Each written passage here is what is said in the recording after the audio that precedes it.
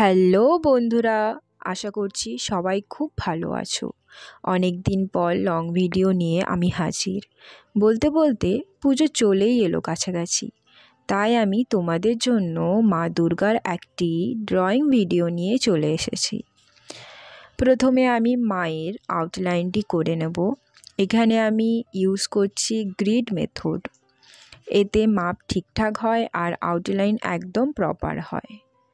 আমি এখানে canvas board use করছি, যেটা সাইজ 10x12। তোমরা চাইলে ক্যানভাস শিট বা হ্যান্ডমেড পেপারও ইউজ করতে পারো। স্কেলের সাহায্যে মাপ নিয়ে লাইনগুলো টেনে নিতে হবে। তারপর আমি আউটলাইনটি করে নেব। এই আঁকাটি আমার কোনো নিজস্ব ক্রিয়েশন নয়, এটি সম্পূর্ণ একটি কমিশন ওয়ার্ক। যেহেতু এটি মা দুর্গা এর ড্রয়িং, তাই আমি তোমাদের সাথে এই ভিডিওটি শেয়ার করলাম।